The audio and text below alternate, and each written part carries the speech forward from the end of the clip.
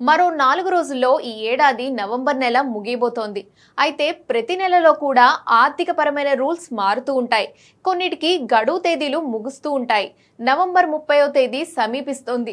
సకాలంలో పూర్తి చేయాల్సిన అనేక ఆర్థిక డాక్యుమెంటేషన్ పనులకు గడువులు కూడా వస్తున్నాయి. నిర్ణీత గడువులోపు ఈ పనులను పూర్తి చేయడంలో విఫలమైతే ఆర్థిక నష్టాలు మాత్రమే కాకుండా భారీ జరిమానాలు, పనికి అంతరాయాలు కూడా సంభవించవచ్చు. మరి ఈ నెల చివరి వరకు చేయాల్సిన ఆ పనులేవో ఇప్పుడు తెలుసుకుందాం. టీడీఎస్, టీసీఎస్ రిటర్న్ చలాన్ సమర్పించడానికి చివరి తేదీ అక్టోబర్ నెలకు సంబంధించిన ట్యాక్స్ డిడక్షన్ వసూలు చేయబడిన పన్ను కోసం చలాన్ కమ్ స్టేట్మెంట్లను సమర్పించడానికి చివరి తేదీ నవంబర్ 30. ఇది ప్రత్యేకంగా ఆదాయపు పన్ను చట్టంలోని సెక్షన్లు 194IA, 194IB, 194M, 194S కిందకు వచ్చే పన్ను మినహాయింపుదారులకు వర్తిస్తుంది.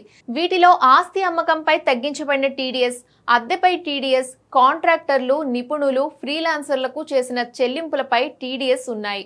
గడువు దాటితే పన్ను శాఖ వడ్డీ, జరిమానాలు రెండింటినీ విధించవచ్చు. ట్రాన్స్ఫర్ ధరల కేసుల్లో ఐటీఆర్ దాఖలు చేయడానికి చివరి తేదీ నవంబర్ 30, 2025.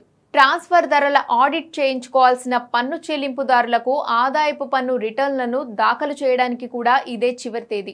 ఈ గడువు 2025-26 అసెస్మెంట్ సంవత్సరానికి వర్తిస్తుంది. ఈ కేటగిరీలోని పన్ను చెల్లింపుదారులు శిక్షార్హమైన చర్యలను నివారించడానికి సకాలంలో దాఖలు చేయడం చాలా ముఖ్యం.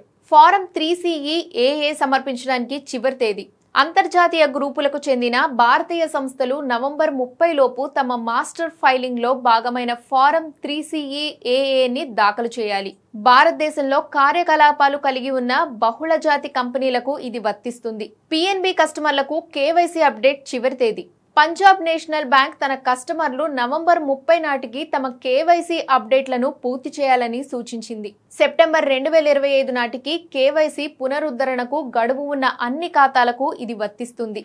రిజర్వ్ బ్యాంక్ మార్గదర్శకాల ప్రకారం కేవైసీ అప్డేట్ చేయకపోతే పిఎన్బి ఖాతా కార్యకలాపాలపై తాత్కాలిక ఫ్రీజ్ కూడా విధించవచ్చు. ఎన్పీఎస్ నుంచి యూపీఎస్ కి మారడానికి చివరి తేదీ. ప్రభుత్వ ఉద్యోగులు ఎన్పీఎస్ నుంచి యూపీఎస్ కి మారడానికి చివరి తేదీ కూడా నవంబర్ 30. ఉద్యోగుల డిమాండ్ మేరకు ప్రభుత్వం ఈ గడువును రెండోసారి పొడిగించింది.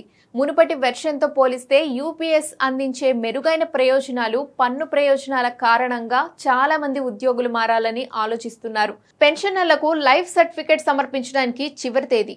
నవంబర్ 30వ తేదీలోపు అందరు పెన్షనర్లు తమ వార్షిక లైఫ్ సర్టిఫికెట్ సమర్పించడం చాలా ముఖ్యం.